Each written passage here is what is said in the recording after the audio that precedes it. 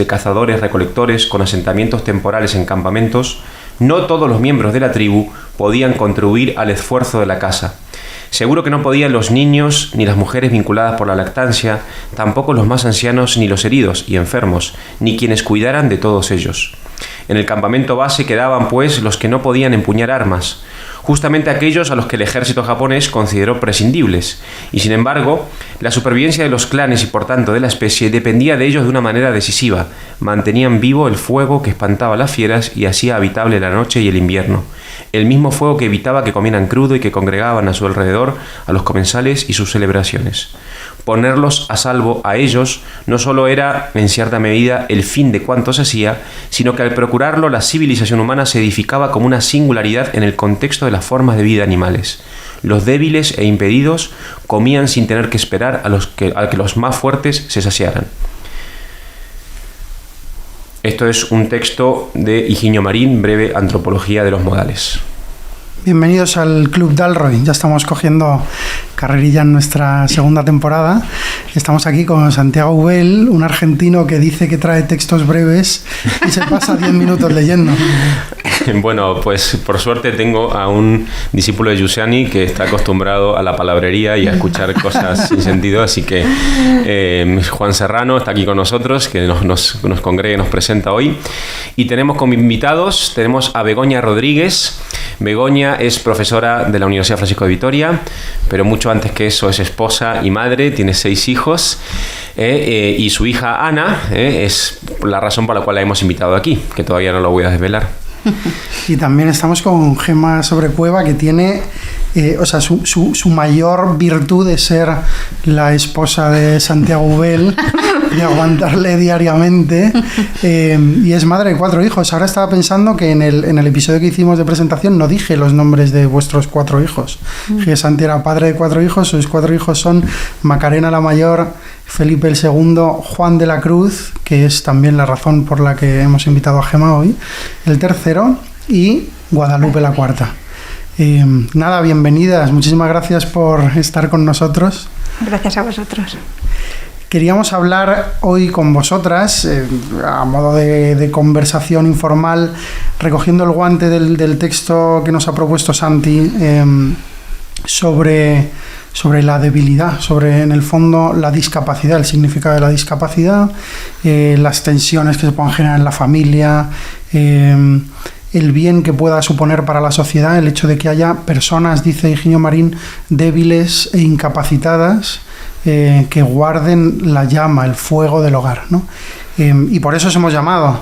Begoña tiene una hija que se llama Ana con síndrome de Down, y Gemma y Santi, su marido, tienen un hijo, Juan de la Cruz, con un síndrome que se llama Wolff-Hirschhorn. Bien, muy bien dicho, muy ¿verdad? Bien. Muy bien, Juan. Sí. Entonces yo creo que para empezar nos podéis contar un poco. Es verdad que el síndrome de Down quizá es más conocido y la gente que nos escucha pues casi seguro sabe lo que es, pero bueno, aún así nos puede contar Begoña un poco.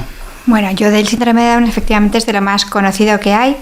Le llaman de hecho el Porsche de la discapacidad, porque todo está pensado para el síndrome de Down, pero en el fondo es muy desconocido. Yo cuando nació mi hija Ana, pues sí había visto muchos niños con síndrome de Down y sabía que suponía un cierto retraso intelectual, pero hasta ahí, y que muchos llevaban gafas.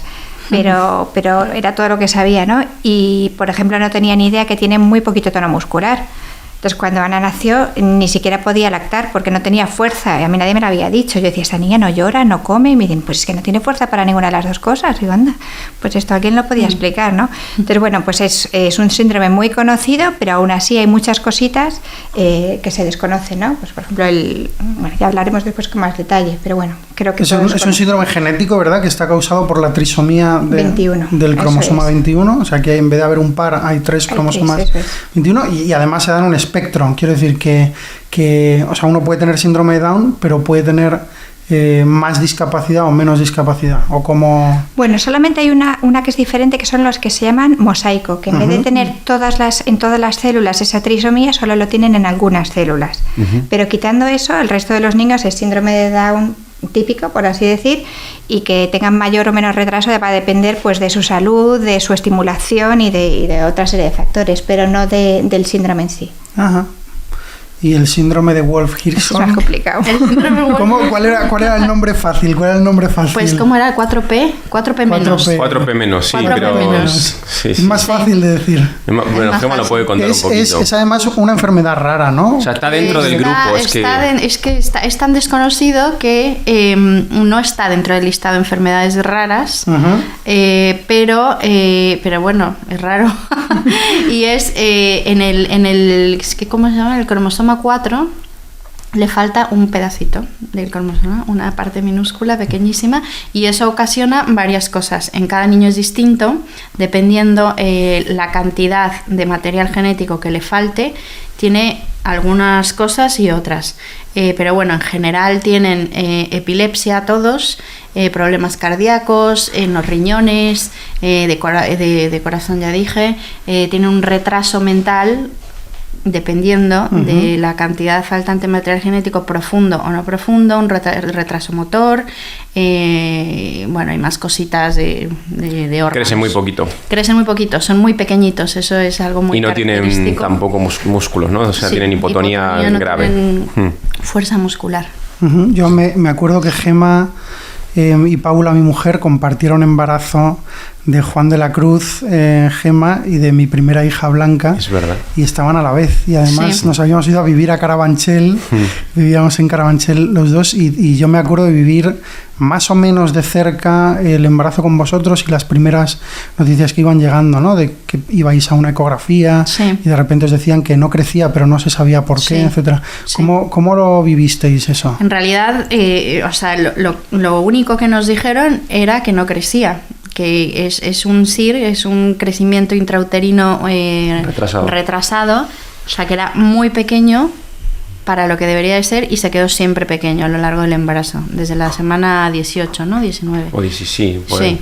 Entonces, pues podría ser por varias cosas, podría ser que fuera pequeño y nada más, pero lo más seguro es que tuviera algo cromosómico, así nos dijeron, algo cromosómico. Algo cromosómico. Sí, pero no era, nunca fue una... O sea, cuando llegamos con un ginecólogo que tenía mucha expertise y le preguntamos, bueno, esto es algo cromosómico directamente, o sea, no hizo, porque la placenta estaba bien, que es otro motivo. No había ningún motivo por el que no creciera, claro.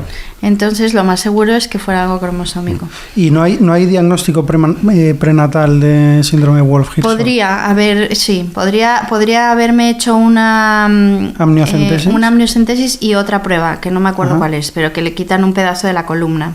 Muy agresiva. Sí, entonces pues no quisimos, porque no tenía sentido hacerla, porque no iba a cambiar nada, no era que podían inyectar algo para que nada, ni una cirugía intrauterina ni nada. O sea, no era un diagnóstico pensando en la salud del niño, en cierto sentido. Eso es. Sí, es un diagnóstico más cultural, por decirlo de alguna manera. A ver, suave. ¿a qué te refieres, Santiago? Pues abortar, o sea, era por si se comprobaba que tenía algo, pues venga, a abortarlo ya. De hecho, aunque no se hubiese comprobado que tuviera nada, en la primerita ecografía en que vieron que no crecía, que fue en la semana, yo creo que fue... La 20. No, fue antes, porque... No, fue la 20, claro, es verdad. La 20 o la 21, que en ese momento, ahora no sé cómo sea, pero en ese momento era legal el aborto hasta la 20. Y yo ya me había pasado de la semana 20, pero la ginecóloga nos dijo, no te preocupes, que cambiemos la fechita y puedes abortar igual. Así nos enteramos de que el niño tenía algo. Y algo que quién sabe qué era en ese momento, es que era pequeñito y ya está. Entonces el diagnóstico prenatal, en mi caso y en mi experiencia, es para eso. Y además con pruebas invasivas, además. Sí, te dicen que el porcentaje es muy... La amniocentesis a lo mejor, o sea, depende, es lo que me explicaron, ¿no? En ciertas semanas ya no es peligrosa. Sí es peligrosa, y además hay que hacerlo con el embarazo bastante avanzado, pero hay otras técnicas que no son nada invasivas y que al final te ofrecen lo mismo. Lo que pasa es que no son de diagnóstico, son de detección, o sea, lo que te dan es un porcentaje de probabilidad. Una prueba de sangre que me ofrecieron. Muy y además, de todas maneras, yo entiendo que haya mucha gente que quiera hacerse la prueba simplemente para prepararse, aunque no tenga pensado abortar, simplemente porque dices, bueno, pues vamos a mentalizarnos con qué se nos viene encima, porque luego es otra cosa, lo que decía Begoña, conocemos el síndrome de Down, mentira, no lo conocemos realmente, pero bueno, lo tenemos en el imaginario, ¿no? Pero es que el mundo de la discapacidad es abrumador. O sea, yo cada vez que voy al hospital me encuentro padres con un niño con un síndrome que no conocía. O sea, son miles y miles de cuestiones. Algunos son genéticos, otros no tienen nombre. Y luego hay miles, o sea, es que son muchísimos. Las enfermedades es una raras. Que engloba cosas muy diferentes. Exacto. Entonces... ¿A qué se refiere la palabra discapacidad? Porque aquí ha habido una especie de evolución, podríamos decir, o de cambio de los nombres, ¿no? Yo me acuerdo, esto suena un poco feo y es políticamente incorrecto, pero me acuerdo de una abuela de alguien conocido que decía, y lo decía sin ningún tipo de maldad, decía, por ahí vienen los subnormalitos, ¿no? Como para decir los niños del colegio especial que salían del colegio, porque quizá no había otro nombre y era un nombre común quizá en otra época, ¿no? Luego se empezó a hablar de minusválidos, que significa literalmente que valen menos, luego de discapacitados, como que tienen una capacidad que no aparece o que está mermada, y ahora lo que se ha impuesto, que yo creo que es muy, muy razonable, es hablar de personas con discapacidad, ¿no? Que decía Begoña antes cuando hablamos, porque hace el énfasis, porque pone énfasis sobre la dimensión de la persona. Es una persona que tiene un síndrome, una dificultad, una discapacidad determinada, etcétera. Pero es una persona. O sea, esto es, la discapacidad no define completamente al sujeto. Pues a mí me parece que esto es una evolución bastante positiva, en la percepción de las personas. Creo que tiene un origen teológico cristiano, o una comprensión cristiana del mundo, que es la religión que habla realmente de la dignidad de la persona y la eleva a lo mayor, vamos, a lo impensable incluso. Pero que mi sospecha es que en años futuros igual esto cambie o no sea así. ¿Sabes? O sea, yo siento ahora que estamos en una cultura post-cristiana que sigue viviendo, sigue aceptando todavía algunos postulados cristianos. Por ejemplo, que hay que cuidar o hay que atender a estas personas, ¿no? Aunque ya vemos que antes de nacer, pues oye, la invitación primera de los sanitarios y de mucha gente, y de gente que le parece una aberración que tú dejes, que tú permitas que un hijo tuyo venga al mundo de esa manera. De hecho hay un artículo que lo comentamos también con Begoña en su momento, que sacó Arcadio Espada sobre, sí, le llamaba Crimen contra la Humanidad, ¿no? Los padres que permitís que... Y lo curioso es que tanto Begoña como yo escribimos artículos refutándolo, ¿no? Yo mucho más tarde, porque me enteré mucho más tarde del artículo, pero los dos criticábamos... Lo que él decía es que quien tenía un niño con síndrome de Down hoy en día era porque quería, y que si quería, pues que se pagara... Era perverso, primero él decía que era perverso. Que era algo malo, sí. y después, bueno, pues está bien, entiendo que haya gente que quiera hacerlo, pero que se paguen ellos esto lujo, porque vamos a tener que pagar nosotros, bueno, pues por esta decisión que ellos han tomado libremente cuando podían haber terminado, ¿no? con el embarazo. O sea, estamos hablando de eugenesia. Totalmente. Directamente. O sea, sí, Arcadio Espada es eugenista, 100%. O sea, de purificación de la raza. Claro, pero claro, él habla de crimen contra la humanidad. Yo pensaba en mi artículo y decía, ¿qué humanidad? ¿A qué te refieres con humanidad? Claro, Arcadio? esta persona no es humana. ¿Y tú qué entiendes? O sea, ¿hasta dónde llega tu experiencia de la vida y de la humanidad para poder llegar a decir eso? O sea, ¿cuál es el...? No, o sea, es que no es una cosa aislada de Arcadio Espada. No. Es que aquí lo que ocurre con el síndrome de Down, porque es muy típico, pero con otras discapacidades pues igual, ¿no? Que se genera una especie de círculo vicioso. Entonces, por un lado, hay una legislación que permite abortar, con lo cual la gente ya empieza a ver como aceptable, oye, si la ley lo permite, pues no está tan mal, ¿no? Exacto. Entonces, también te empujan los sanitarios de alguna manera, porque fue vuestro caso, sí.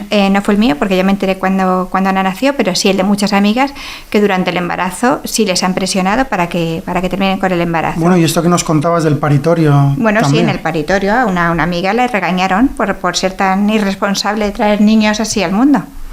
Niños así al mundo. Efectivamente.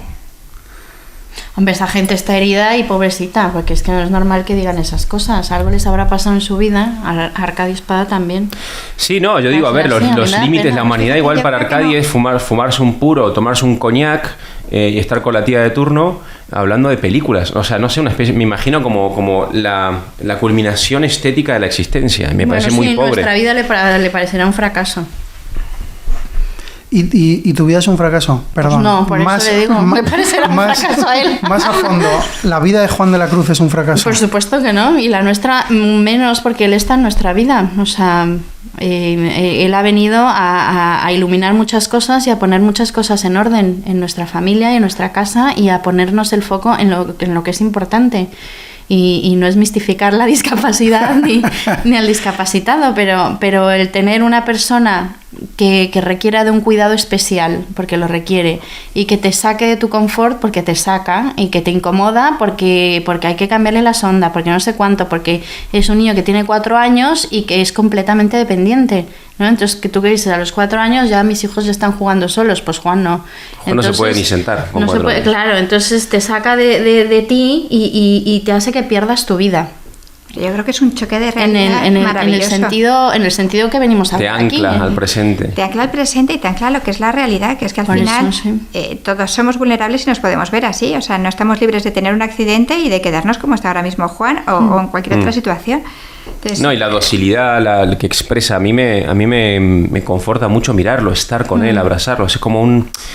Por eso leíamos este texto de Higinio Marín al principio, ¿no? O sea, Higinio lo que dice es que de alguna manera los débiles, los impedidos, edifican al resto de la humanidad en el cuidado, ¿no? O sea, los hacen humanos, los elevan a la humanidad. Entonces la humanidad tiene que ver mucho más con el cuidado, con el don, con el amor, que con fumarse un puro y conversar de la última película de... A mí eso me recuerda mucho a una cosa que decía Jean Vanier cuando ganó el premio Templeton. Jean Vanier, aunque ahora sea de infasta memoria, pero en el momento en que funda el Arca, que es esta asociación que genera una especie de aldeas o pueblos donde conviven personas con discapacidad con personas sin discapacidad, que está presente en un montón de países. Todavía no había empezado todo, bueno, que si alguien no sabe de lo que estoy hablando lo puede buscar.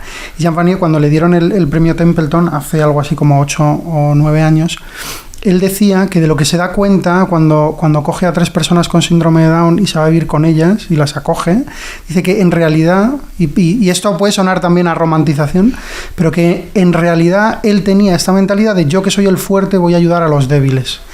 Y lo que dice él es, si yo era fuerte quizá en racionalidad o quizá en capacidad física, activa o física, pero sin embargo era débil en afectividad y era débil en capacidad emocional y en corazón. Entonces, ellos son los fuertes.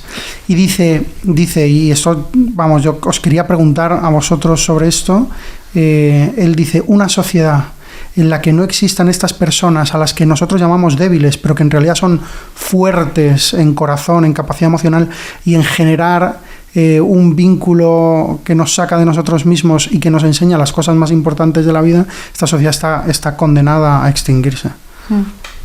¿Qué pensáis de eso? Lo estamos viendo, yo creo, pero vamos. ¿Qué se pierde la sociedad, por ejemplo, islandesa? En Islandia no hay, o sea, se declaró hace unos años Islandia libre de síndrome de Down. El 100% de los embarazos de las personas con síndrome de Down son abortados. ¿Qué se pierde, Begoña, la sociedad islandesa? Pues se pierde que al final es que los hombres somos diversos y somos distintos. Intentar que seamos todos iguales y que seamos como robots, yo creo que empobrece muchísimo, ¿no? Hablabas de la capacidad emocional. Nosotros en casa tenemos una expresión que se llama anaterapia. Efectivamente, a lo mejor capacidad intelectual tiene menos que sus hermanos, pero tiene una capacidad, una especie de radar para detectar cuando estás triste, enfadado, lo que sea, desde que era muy chiquitita, y ella se te acerca cuando te ve un poquito floja y te abraza. ¿Cuántos años tiene? Ahora ya tiene 12 y es un personaje, pero esto lo lleva haciendo desde que era muy chiquitita, entonces tiene una capacidad de percibir la emoción, porque son niños muy visuales que aprenden mucho por los ojos, que no la tienen sus hermanos, desde luego, ¿no? Y que da mucho confort también. Entonces, bueno, pues por ejemplo, perderían esa riqueza, ¿no? Ese abrazo, el día que vienes un poco más tenso o lo que sea, te viene y te haces un mimo, y bueno, yo creo que es una riqueza y que enseñan, bueno, que no somos todos iguales, ni falta que hace. O sea, gracias a Dios. Tanto hablar de inclusión, ¿verdad? Sí. Ahora, como está de moda toda la inclusión, incluir a no sé qué, no sé qué, no sé cuánto, pero en cuanto a algo con discapacidad, como que no. Y eso nos decía no sé si un amigo, un cuñado, no sé quién, que en su empresa hablan de la inclusión, de la diversidad y de todo, ¿no? Entonces él dijo, bueno, pues mi sobrino Juan, que tiene un síndrome de tal, entonces vamos a hacer algo de inclusión, de discapacidad, No, eso no. ¿No? Eso es como, o sea, es una sociedad hipócrita, porque primero se escandalizan de que alguien diga discapacitado, es subnormal o no sé cuánto, es como que, pero qué horror, pero es que tal, no sé cómo, pero es que hace un mes me decías que lo matara, ¿no? Entonces, ¿vale o no vale? O sea, ¿qué tipo de no sé, Yo creo la experiencia, o sea, al final aquí, para mí hay una herida, como decía Gemma hace un momento, o sea, el hombre que es incapaz de ver esto, que es incapaz de experimentar esto, pues está tocado. O sea, quiero decir, ojo, no estoy romantizando nosotros cuando nos enteramos de que Juan venía con un síndrome cromosómico, a mí se me cayó el mundo. Sí, yo me acuerdo de yo hablaba contigo. Claro, y decía, es que, no, para empezar, las opciones que había estado estudiando en Google, las opciones de los síndromes posibles, todas eran un horror. Quiero decir, o sea, la de Juan era de las... Yo casi que decía, bueno, ojalá que le toque la de Wolf Hishon, porque, te lo juro, porque es que, claro, los demás se moría al año. No sé qué. O sea, voy a traer un niño a la vida y se me va a morir a los 6 meses en mis brazos, probablemente con dolor, con... Yo decía, pero qué horror, o sea, ¿cómo podemos vivir ahora, Gemma? ¿Cómo? O sea, nos preguntábamos, estamos en una noche oscura en ese periodo, porque no le quita eso. La realidad, la curación de eso, de ese miedo, de esa desesperanza, esa desesperación, vino por la piel de Juan, vino por el tacto, por el acariciarlo, por los primeros 8 meses de Juan era un vegetal. O sea, hoy ya gracias a Dios vamos viendo que va haciendo pequeños hitos y ahora interactúa, está despierto, se entusiasma, ríe. Tiene canciones preferidas. Sí, Chayanne. Claro, le encanta. La de la Pachamama que decían en la otra vez en Twitter, la de Madre Tierna, que a mí me encanta por Juan. O sea, que como venga un tradi a decirme algo, le doy un bofetón. Pero bueno, teníamos a Juan pequeñito, ¿te acuerdas? Sí. Y a los 8 meses, nosotros, claro, ¿qué hacíamos? Darle masaje, nos habían dicho. Entonces, de repente empezó como a despertar a través del tacto, ¿no? Entonces, cada vez hoy que yo lo toco a Juan o que Gemma no, que lo abrazas y tal, es que es una... Claro, si tú lees discapacidad y lees los síntomas y lees las enfermedades y que problema del corazón y todo en papel, pues es que en realidad no estás haciendo experiencia de nada. O sea, al estar con Juan y verle a los ojos y no sé qué, dime tú que su vida no vale la pena. Y si es capaz de hacerlo y decirlo, pues es que estás mal. O sea, es que no. Y ninguna de nuestras vidas vale la pena por lo que somos capaces de hacer. Ese es el punto. Claro, ni la de Juan, ni la de Felipe, ni la tuya. Ese es el punto. Quizá No, nada, que yo... Bueno, no, perdón, es que me venía la idea. Ana, mi hija, tiene síndrome de Down, pero además es una niña que para tener síndrome de Down es bastante espabilada. Entonces habla muy claro y lee, multiplica, todo lo que sea. Y a mí me da mucha rabia porque muchos de los piropos que me dice la gente con buena intención es como, ay, sí, casi no se le nota. Y digo, claro, que también de Juan decía Ana, pero si no es tan feo. Y si se le nota que, o sea, parece que todo lo que se valora en ella es por las cosas que es capaz de hacer igual que el resto de los niños. Sí. Ay, que ha aprendido a montar en bici. Sí. Bueno, muy bien. Y si no llega a montar nunca, ni siquiera a caminar, ¿qué pasa? Entonces su vida vale menos. Sí. Entonces, bueno, pues también hay mucho que concienciar ahí, porque parece que tu vida mide en la medida en que hay que apoyar a que den el máximo de lo que puedan, pero hasta ahí, aceptando que no van a llegar a lo mejor como el resto de los niños. O sea, es exactamente esto, o sea, es un recordatorio casi constante, y creo que esto es lo que se pierde la sociedad en el fondo, ¿no? Un recordatorio casi constante que tú vales de que lo más valioso que tienes es que eres amado, y que eres amado de un modo inmerecido, ¿no? O sea, que no puedes hacer nada que te garantice el amor del otro. Y claro, la experiencia del desvalido de todos nosotros cuando hemos sido bebés y no hacíamos más que expulsar fluidos asquerosos por todos los agujeros de nuestro cuerpo y aún así éramos amados, esa caricia nos hace conscientes del valor que tenemos. Pero en una sociedad ya no pagana o que regresa al paganismo, sino peor todavía, post-cristiana, de un hombre que se hace a sí mismo, de un ser humano que quiere construirse a su propia medida, que haya alguien que sea amado a pesar de su fealdad, a pesar de su brutalidad, a pesar de su... Digo, estoy diciendo cosas muy políticamente incorrectas, pero para entendernos, ¿no? A pesar de su anormalidad, es un desafío constante a que el amor no está en función de un mérito. Y esto, claro, o sea, esto la sociedad, yo muchas veces me lo quiero quitar de encima, porque yo quiero hacerme amable a fuerza de, a golpe de gimnasio, a golpe de publicación de artículos, a golpe de dar bien las clases o a golpe de ser un tipo muy hecho a sí mismo. Y sin embargo otro que es amado, por ser, no por ser nada extra, es como una bendición para nosotros, porque nos remite al Creador. Pero al mismo tiempo, en una sociedad que no quiere remisión al Creador, porque yo no soy creado, sino que me creo a mí mismo, hay que eliminarlo, hay que quitarlo de en medio como sea. Y yo creo que también la fuerza que la dependencia, en nuestro caso la discapacidad y la dependencia fundamentalmente aporta a nuestra familia, es que nos obliga a subirnos a esa forma de amor que en el fondo nosotros reconocemos como un amor de Dios a nosotros, ese amor, ¿no? O sea, nosotros estamos obligados a querer a Juan, o sea, como que tenerlo al presente ahí es un reclamo a amarlo de una manera que no es que nos supera a nosotros mismos, pero es la que nos funda también. Entonces, de alguna manera es como yo siento, ¿no sientes esa experiencia de que, o sea, como yo con Juan nunca me he enfadado, y yo creo que nunca me voy a enfadar, no lo sé. Yo pero sí. es como, bueno, cuando llora por la noche. Pero quiero decir, o sea, de repente el poder amar, también estamos hechos para amar así, de alguna manera. No, claro, evidentemente. O sea, entonces el ponernos en acto, en tener que amar de esta manera, también nos eleva y nos dignifica y nos hace, no lo sé, nos saca de nuestra... Nos hace humanos, sí, al final, y nos hace hijos. No sé, sí, ¿no? Te recuerda un poco al final cuál es tu función como padre. Estás ¿no? continuamente en ese... Como padre no es solamente proveer para la educación, sino simplemente quererles y quererles como son y como están y como necesitan. Pero es escándalo. O sea, quiero decir, hay un punto de escándalo. Yo puedo comprender el escándalo que supone la gratuidad con la que un padre como vosotros y como otros ejemplos que conozco ama a su hijo con discapacidad, incluso en los momentos en los que aparentemente todo va mal. De hecho, entiendo que Juan de la Cruz se llama Juan de la Cruz también por la noche oscura. Pero estoy pensando también en Cristo crucificado, ante el cual el rostro se ocultaba, porque es escandaloso. O sea, porque ¿cómo voy a besar yo a este cuerpo? ¿Cómo voy a abrazar a este...? Y solo puedes en la medida en que tú lo has recibido, te lo han dado a ti antes. O sea, esa es la clave, yo creo. Y por eso a veces es triste ver familias que se rompen con un caso así, ¿no? Que un matrimonio que se separa porque han tenido un hijo con una enfermedad rara, una discapacidad, que es bastante.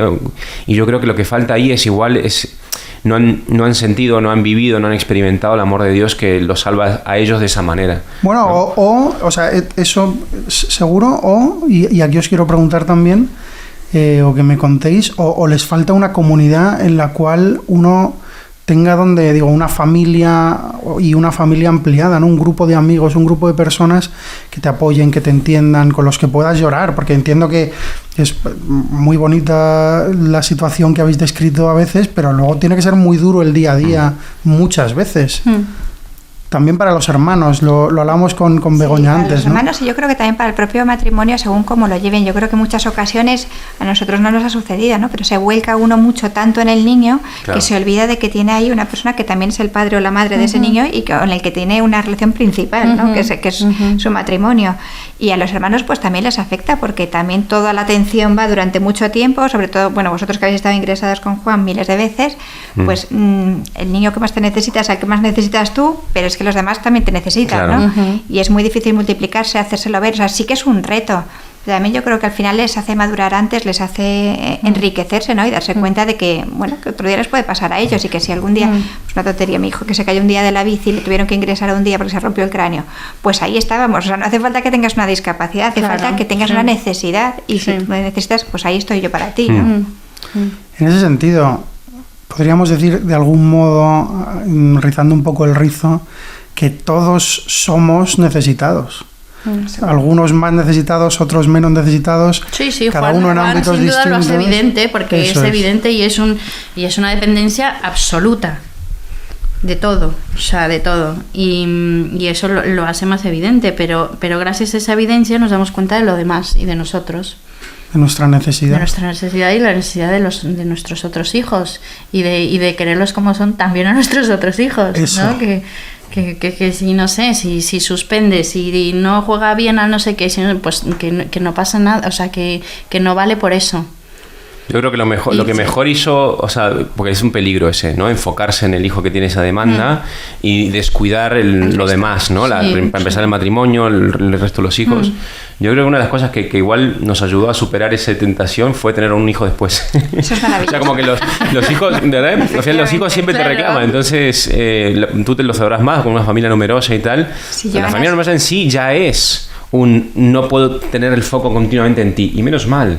Porque si no el niño se puede volver también... Sí, ni en ti, Juanito. O sea, que está la otra bebé que necesita comer, por ejemplo. A mi hija Ana tiene otro detrás con el que se lleva 3 años y nada le ha podido venir mejor que eso. Sí. O sea, creo que sea una consentida de lo contrario y ahora tiene que hacer turnos y se pelean los dos que ahora mismo están en estado de parecer gemelos. Pues yo sé más, pues yo soy más mayor, pues yo soy más alto, pues bueno, en fin, ahí estamos.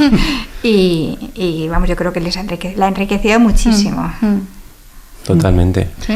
Y es algo que escapa a nuestra control. Y le da mucha normalidad a ella también. Sí, que Juan también tiene que esperar su turno, ¿sabes? Claro. Que no es que porque sea la persona con discapacidad en casa que va primero. De hecho, las comidas, como le tenemos que dar la comida con una jeringa por la sonda, es el último. O sea, servimos a todos los demás primero y luego ya empezamos con Juan y no porque, pasa nada, porque no se queja, no, viste, es más bueno está que... bien y está rodeado de hermanos y eso también es una riqueza, ¿no? Y que pareciera una locura, porque seguramente te lo habrán dicho, ¿no? Otro después de este, no vaya a ser que... Y si te sale otro igual, y si tiene otra cosita, y me hicieron hacerme pruebas, y firmé cosas para que no pasa nada, o sea, que déjenme en paz, ¿sabes?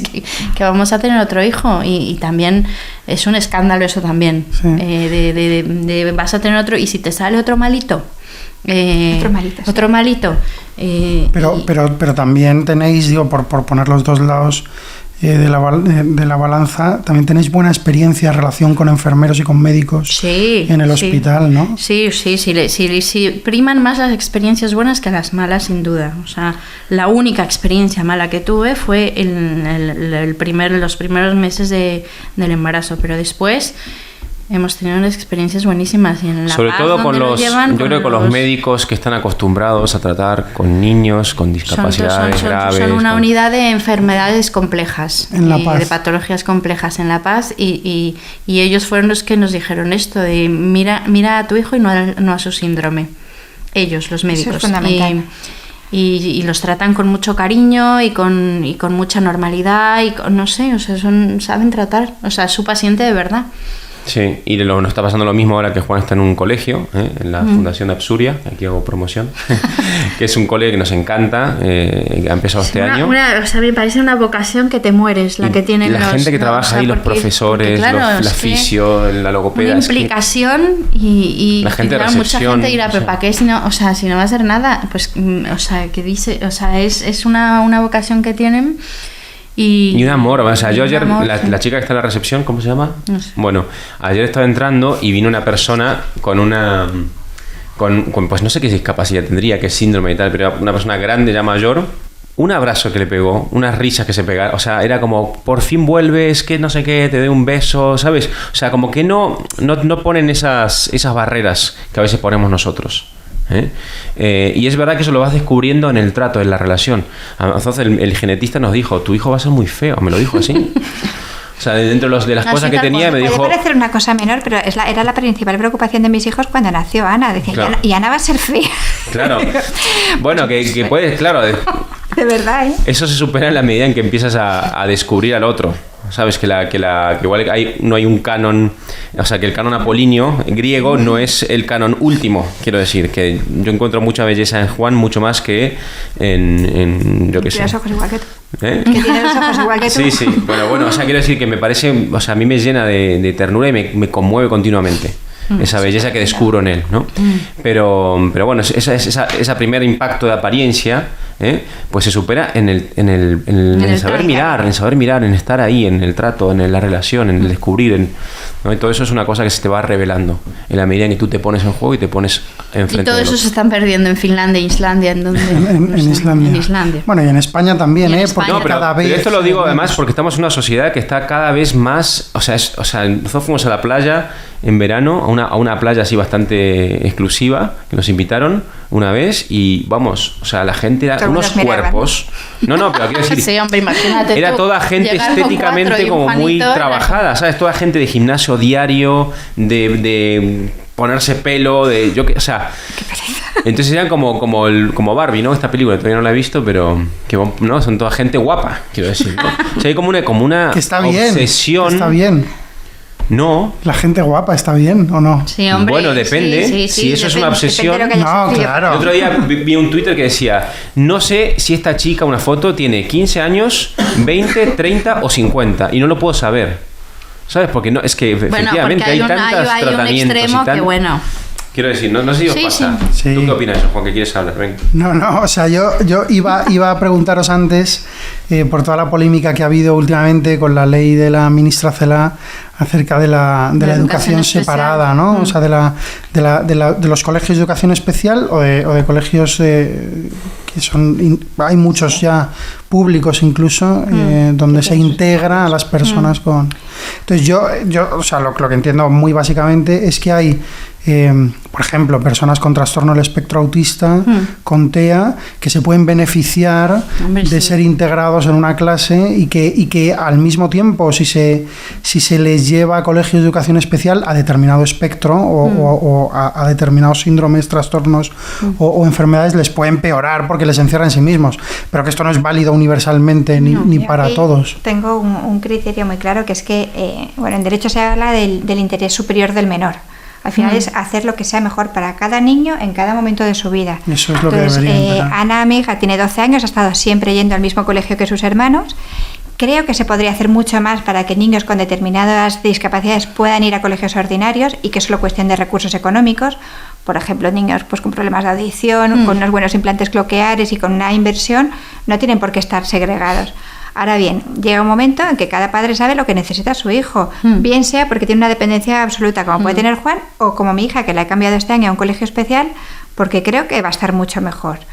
Creo que llega un momento en la parte social, no solamente en la parte académica, que le va a venir mejor. Está suficientemente integrada con los 6 hermanos que tiene y con toda la vida que lleva, va a campamentos y hace de todo. Y creo que tenemos que ser los padres los que veamos qué necesita nuestro hijo. Un niño autista, a lo mejor en un colegio ordinario, simplemente el ruido del patio le asusta tanto que se bloquea y no es capaz de disfrutar. Claro. Y otro sí, es que a lo mejor el niño de al lado no es igual, o sea, el tener el mismo síndrome o el mismo trastorno no quiere decir que sea lo mejor. O sea, yo creo que hay un gran desconocimiento. O sea, que esa ley lo que demuestra es un gran desconocimiento del mundo de la discapacidad. Un olvido de la discapacidad intelectual. Y un poco de necedad. Y un poco de ideología. Es decir, esto que he visto yo, porque hay que integrar y hay que... No, y puede ser que, para todos, puede ser que todos culturalmente en el pasado se hayan escondido estas personas. Eso es. ¿Vale? Porque yo conozco un caso cercano que quería que escondamos a Juan casi. ¿Vale? Sí. Entonces, o sea, eso existe, esa cultura. Es verdad cada vez menos. Pero es verdad que ideológicamente es, vale, pues vamos a integrarlos, no podemos tratarlos a menos, no sé cuánto. Vamos a todos igual. Pero falta el criterio que dice Begoña. Eso es. O sea, Juan, ¿qué haría? ¿Estaría sentado en una silla? Sí, lo tendrían ahí sentado. O sea, Juan necesita fisioterapia, logopedia, tiene una estimulación, su profesor que hace de todo con él, hidroterapia, o sea, tiene una cantidad de cosas. Además es gente especializada. Imagínate que todos los colegios tuviesen que tener a todo ese cuerpo. Bueno, pues es que ya... Es que sería imposible. Es una necedad y es una cosa tonta. Porque te crees que porque todos iguales y todos no sé qué, estás haciendo lo mejor, pues no. Estás haciendo peor para algunos niños. O sea, como me obligaran a Juan a meterlo en el mismo colegio de mis hijos, sería peor para Juan. Sin embargo, hay otros niños que no están en el mismo colegio, pues por falta de cosas tan simples como rampas, ascensores o cosas así, y eso tampoco tiene sentido. Entonces hay que buscar un poco el equilibrio y qué es lo que es mejor para cada niño. Y personalizarlo. Y luego también creo que, por ejemplo, porque algunas razones de algunos padres que he hablado con ellos de llevarles a un colegio normal, por así decirlo, y no a un colegio de educación especial, es porque entonces no se juntan con nadie, ¿no? Pero eso también pues es problema nuestro, ¿no? De la sociedad. De familia, de los padres de hijos con alguna discapacidad que decimos, no, pues como tiene esta discapacidad ya no puedo salir a no sé dónde, o ya no puedo irme a un picnic a no sé dónde, o ya no lo puedo sacar a la calle porque imagínate tú que se enferme y Juan va a todos lados donde vamos nosotros y es verdad que se enferma más. Pero ¿qué pasa? ¿No? O sea, que prima más el que esté. Ya, pero yo creo que eso es normal. Yo creo que muchos padres tienen mucho miedo porque al final han sufrido tanto, porque han estado tanto en el hospital, con tantas preocupaciones y tal, que pueden tender a recluirse y a aislarse. Y al mismo tiempo tenemos una sociedad que es cada vez más fragmentaria, más individualista, y las familias están muy aisladas. Pues por eso digo, pero que el tener una comunidad, como decía Juan, claro, pero eso ha sido para nosotros una riqueza. Totalmente. Entonces Juan va a su colegio de educación especial, no tiene amiguitos y que lo invitan a un cumple, bueno, ¿sabes? Pero el cumple de Juan vinieron 17 amigos, que son hijos de un montón de familias, amigas nuestras, de tal. Y cantamos. Luego he sacado un tema que es el tema que yo no quería que se me olvidara, que lo tenía pensado, es el tema de lo poco valorado que está el cuidado, la tarea del cuidado, que parece, bueno, que te voy a contar a ti. Hay una reflexión que hizo una chica que tuvo un niño que desgraciadamente después falleció, que se llama, me parece, que Un héroe sin capa, Sí. que decía hace poco cómo había encontrado una vida perfecta dentro de las 4 paredes de su casa, ¿no? Cuidando a su hijo, dedicándose a su hijo, y no hace falta, dice, no hace falta salir de cena, no hace falta trabajar, que está muy bien, que todo eso es maravilloso y nos realiza. Pero yo me he realizado más en estas 4 paredes cuando he estado cuidando a mi hijo, y eso no se ve en la actualidad, o sea, es todo lo contrario, yo creo. Es verdad, o sea, quien vea mi vida dirá, esta fracasada que está ahí encerrada cuidando a su hijo. Y es difícil, es verdad, Claro, porque sí. no recibes nada, o sea, no recibes nada económico, Ni social. ni social, ni una palmadita en el hombro, ni ninguna claro. admiración, porque es como, pobrecita, está cambiando Sí, de al país. revés. Sí. Es como que me Como pobretean lástima, ¿no? y como lástima y como fracaso, ¿no? De, mira, que estudié un máster y mira dónde Mira está. lo que le ha tocado. Lo que le ha tocado. Lo que le ha tocado. Entonces, claro, tú te vas hundiendo y dices, pues a lo mejor sí, ¿no? A lo mejor sí si mi vida es un fracaso. Pero luego, no, o sea, luego al ver a Juan y poner las cosas en su sitio, pues me siento afortunada de poderle cuidar y creo que Dios me quiere mucho, ¿no? Y por haberme mandado a Juan, Es por un, poder estar ahí cuidándole. es un gusto y una belleza escucharos, pero es un gusto y una belleza todavía mayor veros. Y a lo mejor hay muchos que nos escuchan que no os conocen. Yo conozco mucho a Ana, no la conozco, pero conozco mucho a Juan de la Cruz. Estoy muy agradecido a Begoña por una cosa, por un favor muy grande que nos hizo hace un año y medio. Y yo convivo con ellos cotidianamente, entonces también es para mí un placer muy grande. Yo quería, por si queréis verlo, recomendar el Instagram de Juan de la Cruz, que es un trocito... Ya no está. ¿Ya no está? O sea, está ahí, pero ya no lo... Bueno, abro. vale, pero para que... porque allí se ven muchas cosas, Sí. que es un trocito de nada en Instagram. También allí aparece el padre Jaime Alier, que fue que también ha estado en este podcast en la primera temporada. Un gran amigo, Y que sí. fue muy, muy importante, entiendo que para vosotros y para Juan de la Cruz. Y hemos hablado de escuchar, hemos hablado de ver, y ahora vamos a hablar de leer. Siempre acabamos recomendando libros, no sé si esto lo habíamos Libros, alguna cosa dicho. o que quieran También puede compartir, ser un una texto, película, una película. etcétera. Una película o un... Yo animaría a leer la biografía de Lejeune. Hay varias. Hay una que escribió su hija, que ahora se me ha olvidado cómo se llama. De Jérôme Lejeune, ¿no? Sí, de Jérôme Lejeune. Que yo creo que es un personaje a descubrir y a revalorizar. Ujú. Sí. Y ahora no me acuerdo cómo se llama el libro. Es de su hija. O sea, lo escribió la biografía, la escribió su hija. Mira, búscalo mientras vamos recomendando. De todas Jérôme maneras, vamos a Lejeune- poner todo esto, recomendaciones las ponemos luego en el podcast. Sí, luego las ponemos. Para que ¿Cómo la se gente llama las el papá pueda- que escribe en un periódico carta a mi hijo discapacitado o algo así? En El País creo que no Y tiene el una de columna. Vescos, Las manos vacías también. No sé cómo se llama. Bueno, Yo voy a hablar de mi libro. ¿de qué libro? Porque yo he escrito 3 artículos, por lo menos, sobre Juan. Bueno, uno muy citado. Uno muy citado en este podcast, Sí. que es Juan el Guardián del Fuego. Yo creo que alguna vez lo mencioné, que está en el yo debate. 2 veces, creo. Y tú lo has mencionado también. Juan el Guardián del Fuego, que es muy en la línea de lo que hemos hablado hoy. El otro es ¿qué belleza salvará al mundo? Es una pregunta. ¿Qué belleza salvará al mundo? Y el tercero se llama Un crimen contra la humanidad, contra Arcadia Espada o algo así. Algo así. Sí, de todas maneras lo vamos a poner en el podcast. ¿Tú, Juan, qué Álvaro tienes? Villanueva. Álvaro Villanueva. se Álvaro llama, Villanueva es en el País. del País, ¿no? Sí, ¿Y cómo se llama el artículo? Escribe, es una columna. columnas. Es una columna Sí, que le escribe periódica. cartas a su hijo. Y con el libro de discapacidad. Jérôme Lejeune, Se llama La dicha de vivir. La dicha de vivir. Pero hay otro más nuevo, que ese no lo he leído y me lo han recomendado mucho, que se llama, a ver que no veo nada, ya estoy más cegata que nada, Luchar, amar, curar.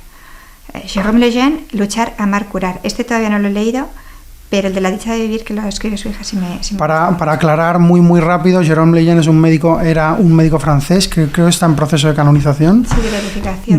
de beatificación, médico francés que es el que descubrió el origen genético del síndrome de Down, la trisomía del 21, y luego fue un activista además en contra de la eugenesia. de la eugenesia, Sí. porque gracias a él, pobre, ¿no? Pero gracias a este descubrimiento, el diagnóstico prenatal Se ha del síndrome de Down, orientado después.